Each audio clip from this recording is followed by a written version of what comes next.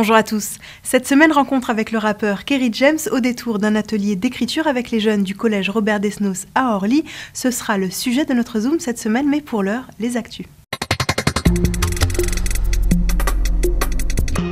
Depuis septembre 2016, 14 crèches départementales proposaient des accueils à temps partiel sur 4, 3 ou même 2 jours. Un mode de garde en expérimentation qui a permis d'accueillir 22 enfants supplémentaires. Une expérience réussie qui sera étendue à l'ensemble des crèches départementales dès septembre 2017. En 2008, Kerry James lançait son association ACES pour apprendre, comprendre, entreprendre et servir. Depuis, elle a permis de financer, entre autres, les études supérieures de 80 jeunes de banlieue. Nous retrouvons le rappeur à travers une nouvelle action, reportage. Voilà, le tonnerre, qu'est-ce qu'il fait? Il gronde, voilà. Par exemple. Pousser les jeunes à réfléchir et à se questionner, c'est le but du projet lancé par Kerry James en lien avec sa pièce de théâtre actuellement en tournée, À Vif. Dans un premier temps, 8 élèves du collège Robert Desnos d'Orly ont participé à un atelier d'écriture animé par l'artiste. On a choisi de rencontrer plutôt des bons élèves pour peut-être les récompenser et aussi les encourager à persévérer. L'atelier s'appuie sur la question centrale de la pièce. Et la question qui est posée, c'est l'État est-il seul responsable de la situation actuelle des banlieues? Voilà.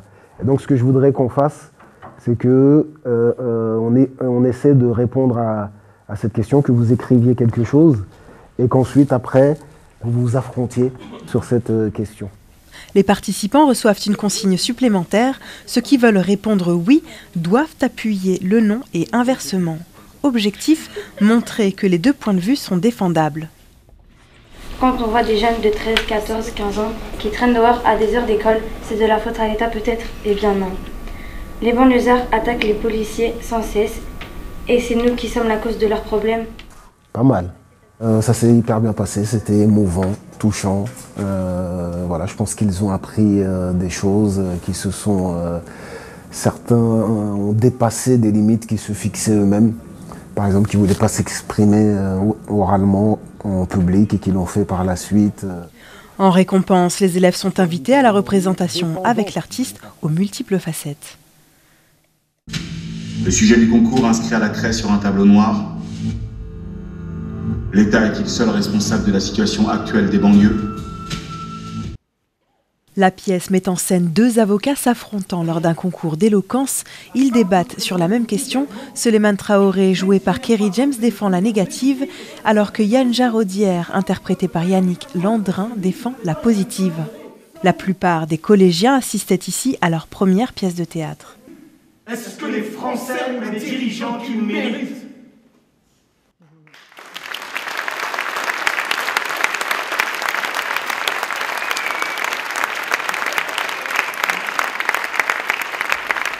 Pour moi, ils étaient vraiment dans la peau du personnage.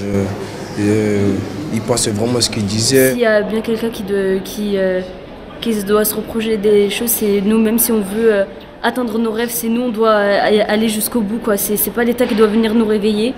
Le projet touche à sa fin, l'occasion pour Kerry James de revenir sur la participation des collégiens. Lorsqu'on était au collège, il y a eu beaucoup de choses très intéressantes qui ont été dites. Et je crois qu'ils comprennent parfaitement le thème et qu'ils ont des opinions. Et ce que je peux dire, c'est qu'ils ne sont pas dans la victimisation. Ça, c'est certain. À présent, dans votre agenda, nature, théâtre ou art contemporain. S'initier à l'apiculture écologique, comprendre l'importance de la biodiversité ou observer les différentes espèces animales, végétales et insectes en milieu urbain, c'est le programme auquel vous invitent les butineurs du Val-de-Bièvre. Dégustation de miel, visite des ruchers, atelier montage des ruches, rencontre avec des apiculteurs. Participez aux nombreuses animations pédagogiques et ludiques samedi 22 avril 2017 au parc des Hautes-Bruyères à Villejuif. Une nouvelle exposition temporaire s'installe au Macval à Vitry-sur-Seine. Tous des sans-mêlés s'ancrent dans l'actualité pour aborder la question de l'identité culturelle. Qu'est-ce qui nous rassemble malgré la diversité des origines? Les œuvres réunies abordent cette thématique à travers des situations vécues par les 60 artistes exposés et appellent au dialogue et à l'échange. Une exposition à découvrir du samedi 22 avril au dimanche 3 septembre 2017 au Musée d'art contemporain du Val-de-Marne. Samedi 22 avril de 14 h à 18 h, le conseil départemental vous invite à découvrir les collections végétales de sa pépinière lors des portes ouvertes annuelles. Une visite gratuite durant laquelle les jardiniers vous présentent cette réserve de 8 hectares où poussent près de 10 000 arbres et arbustes et 3 600 rosiers destinés à fleurir les espaces verts et les routes du département. Plus d'informations sur la pépinière sur www.valdemarne.fr. Ma mère allumait la radio et la cour de la maison se transformait en music-hall. Les postérieurs prenaient leur liberté. Félag, l'humoriste algérien parisien, humaniste, poétique et politique, arpente les scènes depuis 20 ans.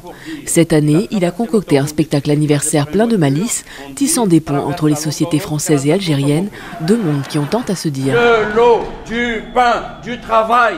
Ah non, pas du travail. Je me suis écrit une lettre. Blade Runner, un spectacle à découvrir samedi 22 avril à Villeneuve-Saint-Georges. Infos et réservations au 01 43 89 54 39. Un rendez-vous nature dimanche 23 avril à la forêt domaniale de Notre-Dame à la Queue-en-Brie. La Ligue pour la protection des oiseaux vous invite à partir à la rencontre des oiseaux forestiers pour écouter leurs chants. Munissez-vous de jumelles et de bonnes chaussures de marche. Inscription obligatoire au 01 53 58 58 38. À présent, les reportages à retrouver dans votre sélection Teval+, retour sur la course Vivicita, faire des économies avec les ambassadeurs de l'énergie et enfin, rencontre avec l'association chargée de mesurer la qualité de l'air en Ile-de-France, Airparif. Val Hebdo, c'est terminé pour aujourd'hui. Très bonne semaine et à jeudi prochain.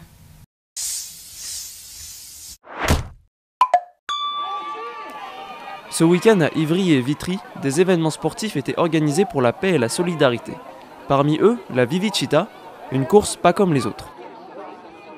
C'est une course qui se déroule en même temps dans une quarantaine de pays dans le monde et ça permet de faire courir tout un tas de participants en même temps. Comme exemple, l'Italie, l'Algérie ou la Palestine ont couru en même temps pour une cause commune. Les participants couraient sur une boucle de 4 km et avaient le choix d'en faire une, deux ou encore trois. Un événement fédérateur. C'est une course pour le monde, donc je trouvais ça intéressant de, pas pour le challenge sportif, mais pour participer. Courir pour une cause humanitaire, je trouve ça plutôt encourageant. Et c'est vrai que quand on m'a parlé de cette course-là, ça m'a fait plaisir d'y participer. C'est génial, une super ambiance, tout le monde a été motivé, et puis c'est pour une bonne cause. Donc franchement, c'était excellent. Plus de 500 personnes ont couru la Vivicita à Vitry, mais à travers le week-end, on compte 3000 participants venus défendre des idées de paix et de solidarité.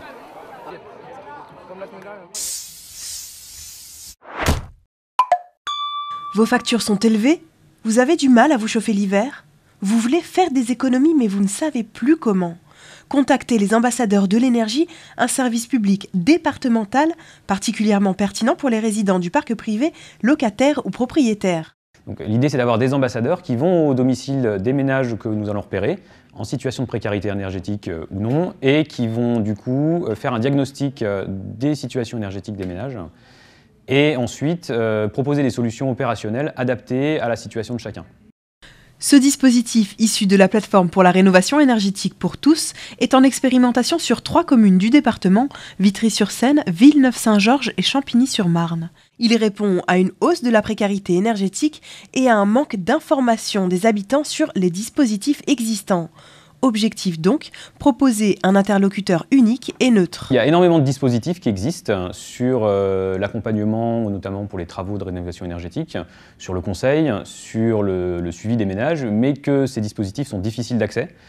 Et on a décidé du coup de créer la plateforme de rénovation énergétique pour tous et les ambassadeurs de l'énergie comme un dispositif de facilitation pour les ménages qui leur permettent d'accéder en fait à ces dispositifs plus facilement. L'opportunité pour ces jeunes ambassadeurs de se former et d'acquérir une expérience dans les métiers de l'énergie. Les ambassadeurs de l'énergie, ce sont des jeunes entre 18 et 25 ans qui ont été embauchés en contrat d'avenir et qui proviennent des villes dans lesquelles ils vont travailler.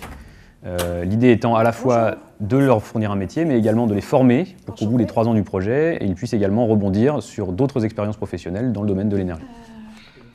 La première chose que font les ambassadeurs en arrivant au domicile, c'est d'analyser les factures. Parce que c'est là qu'on va pouvoir voir directement si les abonnements sont adaptés et aussi avoir une bonne vision globale des consommations d'eau et d'énergie de la personne. Vous avez des consommations pas très élevées, vous avez un abonnement adapté à votre situation. Alors, au cours de cette visite, les ambassadeurs analysent également les températures et l'humidité du logement pour s'assurer qu'il n'y ait ni problème de chauffage ni problème de ventilation.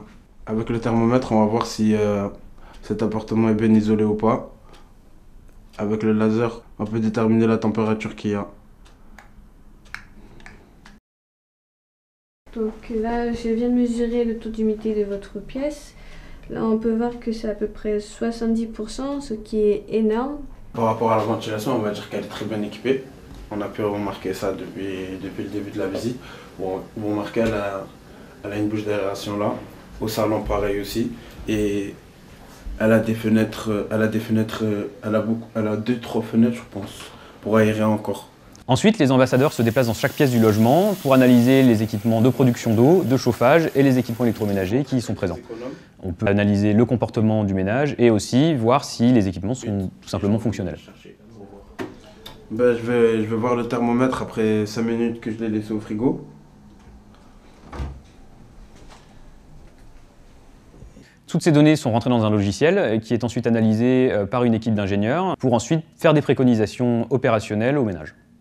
Dans le cadre d'une deuxième visite, les ambassadeurs remettent ce diagnostic au ménage et installent également des équipements économes gratuitement, notamment des mousseurs, une douchette économe, des multiprises à interrupteurs, voire des ampoules à économie d'énergie si nécessaire. En fonction des besoins de chaque foyer, les ambassadeurs redirigent les utilisateurs vers les dispositifs d'aide les plus adaptés.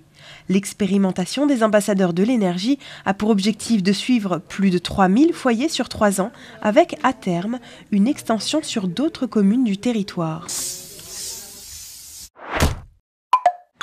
Créé en 1979, Airparif est agréé par le ministère de l'Environnement pour surveiller la qualité de l'air grâce à différentes stations de mesure situées sur l'ensemble de l'Île-de-France. À Vitry-sur-Seine, Charlotte Songeur, ingénieure à Airparif, nous parle du processus. Il y a les stations de mesure qui vont nous permettre de mesurer certains polluants dans des endroits spécifiques avec des valeurs les plus justes possibles. En parallèle de ça, nous avons des systèmes de modélisation des phénomènes météorologiques et on va obtenir une cartographie sur l'ensemble de l'Île-de-France qui va permettre d'avoir les niveaux de pollution vraiment et le motif de la pollution. Dans certaines stations, on a différents types d'appareils qui mesurent différents types de polluants. Donc l'appareil il aspire l'air de l'atmosphère en fait.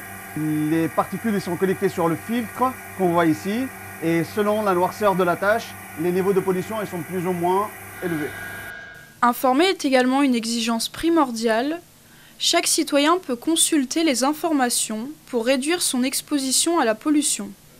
Sur notre site internet, il y a avant tout des cartes sur l'ensemble de l'Île-de-France de la veille et des prévisions pour aujourd'hui et pour demain pour savoir si on est en épisode ou pas. Pour finir, nous avons développé une application itinéraire, Airparif itinéraire, qui permet en géolocalisant de savoir quelle est votre exposition, donc ici même en ce moment, ou pendant vos déplacements à vélo, à pied ou en courant.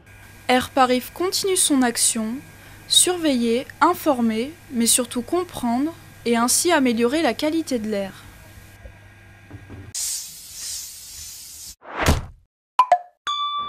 Il existe à Créteil un égo-école dans lequel ont lieu toute l'année des formations et des tests de matériel de sécurité. Techniciens, ingénieurs, cureurs, les métiers liés à l'égout sont multiples et nécessitent des mesures de sécurité particulières. Les dernières années passées, on mettait de l'EPI, équipement de protection individuelle, pour l'ensemble des services, alors que maintenant on veut mettre des équipements de protection individuelle suivant le métier approprié, voilà, pour que la protection se fasse le mieux possible. Aujourd'hui, c'est le Click-It, une longe double interconnectée qui est expérimentée et mise en avant pour un film promotionnel. Le principe du système, c'est quand un des connecteurs est ouvert, le deuxième ne peut pas s'ouvrir. Donc on est toujours en sécurité continue. L'idée de ce système est née sur un parcours d'acrobranche il y a 5 ans. J'ai moi-même expérimenté une situation de décrochage accidentel où j'étais totalement décroché sur un parcours à 25 mètres de haut. Un moment d'inattention peut avoir des conséquences dramatiques. La direction des services de l'environnement et de l'assainissement doit maintenant déterminer si le Click-It est adapté aux besoins de ses équipes, Une dizaine de nouveaux équipements sont ainsi testés par le département chaque année.